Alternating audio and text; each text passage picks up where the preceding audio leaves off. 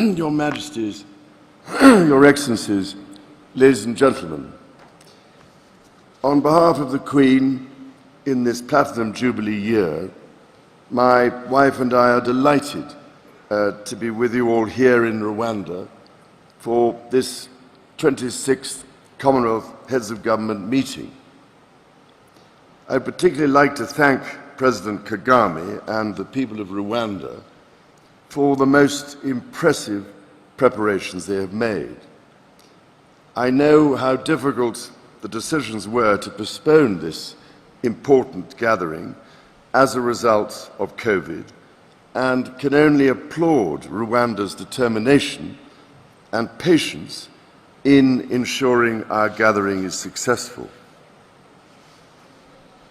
Throughout her reign, the Queen has placed and continues to place the greatest importance on the common friendship, humanity, and values that all of us share in this room, not despite, but because of the diversity the Commonwealth represents. And I know how grateful she is that, in recognition of Her Majesty's unstinting service to our Commonwealth family, all Commonwealth member states have announced that they have now committed themselves to the Queen's Commonwealth canopy. I treasure the friendships we have built over these past 70 years and look forward to their deepening in the years ahead. As we build back from the pandemic that has devastated so many lives, as we respond to climate change and biodiversity loss that threatens our very existence, and as we see lives destroyed by the unattenuated aggression of violent forces, such friendships are more important than ever. I take heart from the fact that working together and with urgent intent, there is a path to build a future for humanity that is sustainable, prosperous, and just. Our Commonwealth family is, and will always remain, a free association of independent, self-governing nations. We meet and talk as equals, sharing our knowledge and experience for the betterment of all citizens of the Commonwealth, and indeed the wider world. The Commonwealth contains within it countries that have had constitutional relationships with my family, some that continue to do so, and increasingly those that have had none.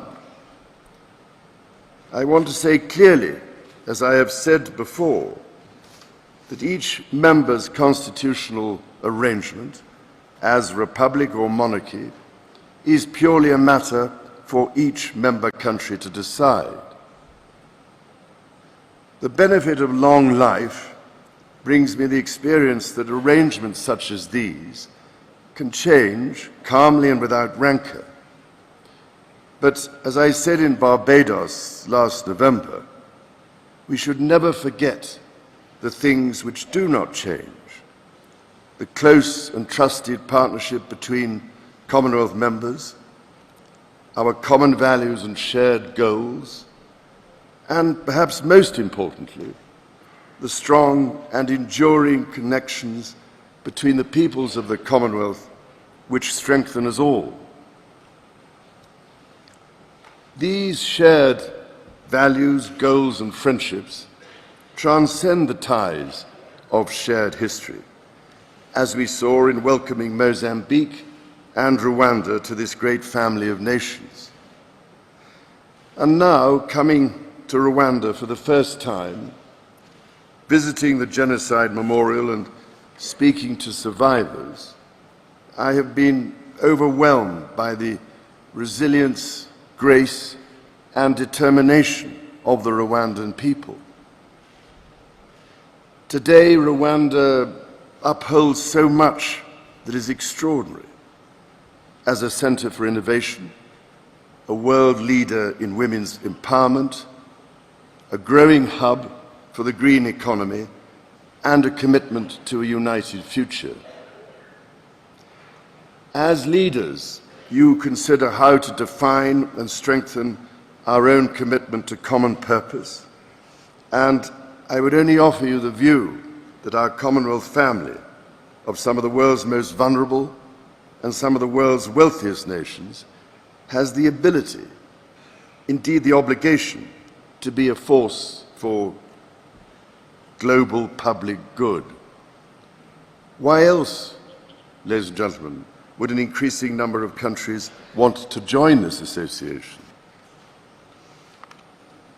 In the diversity of the 2.6 billion people on whose behalf you speak comes great strength, which you can use, for instance, to speak up for the values which bind us, to invest in a rapid transition to a sustainable future, and to create opportunities for our young people. I believe that the Commonwealth is uniquely positioned to achieve such positive change in our world. And in speaking to you over the years, I know you agree.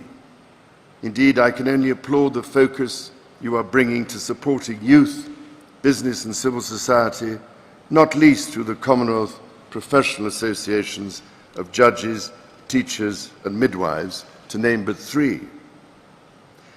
I know the importance you attach to ensuring that support reaches the developing world, and how important is the work you are undertaking to develop new approaches which take account of climate vulnerability, to enable the better channeling of development assistance.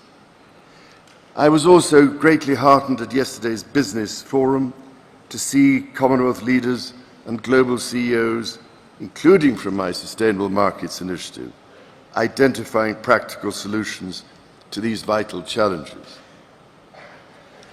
To achieve this potential good, however, and to unlock the power of our common future, we must also acknowledge the wrongs which have shaped our past. Many of those wrongs belong to an earlier age with different and, in some ways, lesser values. By working together, we are building a new and enduring friendship. In Canada recently, my wife and I were deeply touched to meet many of those engaged in the ongoing process of reconciliation. Indigenous and non-Indigenous peoples reflecting honestly and openly on one of the darkest aspects of history.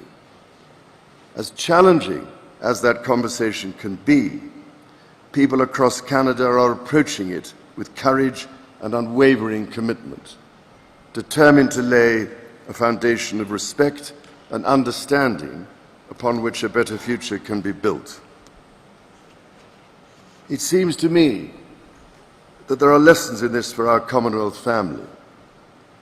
For while we strive together for peace, prosperity and democracy, I want to acknowledge that the roots of our contemporary association run deep into the most painful period of our history.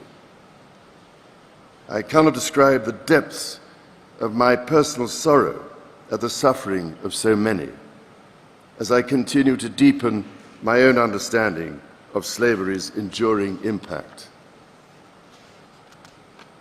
If we are to forge a common future that benefits all our citizens, we too must find ways, new ways, to acknowledge our past.